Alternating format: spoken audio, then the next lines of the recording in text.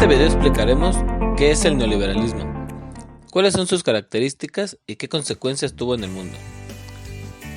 También reflexionaremos acerca de su historia en México y la diferencia que hay entre países ricos y países pobres con respecto a este modelo. El hablar de neoliberalismo se ha puesto de moda en México, ya que el presidente se la pasa hablando de él. Durante el año 2019 usó la palabra neoliberales 651 veces durante sus conferencias mañaneras. Al sistema, al régimen neoliberal. Así que empezaremos nuestra definición de neoliberalismo con el caso de México. Aunque el neoliberalismo en el mundo lleva en existencia prácticamente un siglo, en nuestro país se instauró en la década de los 80. Esta que ves es el presidente José López Portillo. Tal vez te preguntas por qué está llorando. Su administración fue tan mala que dejó la economía del país en la ruina y con una deuda altísima. Al llegar su sucesor, Miguel de la Madrid, el panorama era tan malo que los organismos financieros internacionales lo presionaron para cambiar el modelo económico de México. De no hacerlo, perdería su acceso a créditos y nuestra economía por fin llegaría a un colapso. Así que México no aceptó el modelo neoliberal por gusto, sino por necesidad. Estos dos son Ronald Reagan y Margaret Thatcher, los grandes impulsores del modelo neoliberal. Y es que sus políticas económicas fueron tan rígidas que provocaron una década de estancamiento económico en América Latina. Su fórmula económica era sencilla: provocar el endeudamiento de los países latinoamericanos, impulsar la privatización de sus empresas e introducirlos en un modelo de competencia global como subordinados. Pero antes de que entremos a más detalles, veamos las características principales del modelo neoliberal. El neoliberalismo es un modelo económico actual que rige gran parte del mundo.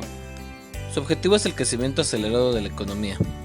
Para que se dé ese crecimiento, se necesita la ausencia de la regulación, así como la apertura o liberalización del mercado y la privatización de toda actividad económica. Para el neoliberalismo, la principal tesis es tratar de maximizar las ganancias, acumular mayores propiedades, consumir siempre más. Para decirlo en términos más sencillos, para el neoliberalismo la economía se acelera cuando el Estado deja de regular al mercado y da impulso a la industria privada. Es por eso que en los países que adoptan este modelo hay pocas o nulas empresas que pertenecen a la nación. Ve el caso de México. Desde hace un par de décadas se han dejado de construir escuelas públicas y aparecen cada vez más escuelas privadas. Además de las escuelas públicas dejó de invertírseles dinero desde hace mucho tiempo. De modo que cada año, cuando se realiza el concurso de ingreso a la educación superior, son miles los aspirantes que no encuentran lugar en una universidad pública. Lo mismo pasa con los hospitales. Desde hace cuántas décadas escuchamos que el gobierno dejó de invertir en el sector salud, dejando los hospitales abandonados o inconclusos. Así es, desde que entró en vigor el modelo neoliberal. Y es que para que los hospitales privados logren tener demanda, se necesitaba construir un sistema de salud que no lograra satisfacer las necesidades de la población. Pongamos el ejemplo del FUCAM. Esta fundación que ha salvado la vida de miles de pacientes con cáncer de mama, recibió del gobierno federal 776 millones de pesos para la atención de 3.884 pacientes con cáncer. En cada uno de esos pacientes se gastaron 199.794 pesos. ¿Por qué el Estado mexicano decidió que es mejor subsidiar el tratamiento de estos pacientes para que se atendieran en una institución privada, en vez de construir hospitales que sean propiedad de la nación? La respuesta es sencilla. Dentro del modelo neoliberal es más fácil para los gobiernos subsidiar instituciones privadas que reforzar las que son propiedad del Estado. Pero no existe un mejor ejemplo de la falta de regulación del mercado que la comida chatarra.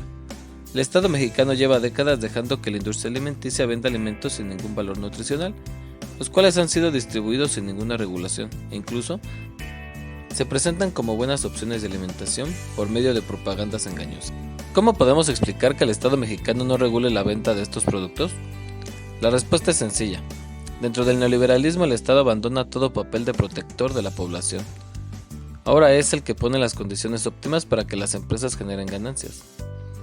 Pero ahora vamos a analizar las características de este modelo. En lo económico concede la libertad absoluta de mercados, limitando la reglamentación e intervención estatal al mínimo, desregulando los mercados, en especial el financiero, impulsando el abandono de criterios de sustentabilidad ecológica a favor de criterios de rentabilidad. Tal vez no es necesario explicar que esta libertad de mercados produjo un escenario desfavorable para el mundo, como la crisis hídrica y destrucción del medio ambiente. Otra característica es la privatización o liquidación de los servicios y monopolios estatales. Esto significa que cada día hay menos empresas que pertenecen al sector público.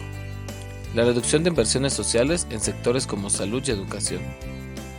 La Organización para la Cooperación y el Desarrollo Económico muestra el porcentaje del dinero que cada país miembro invierte como gasto social con relación al PIB.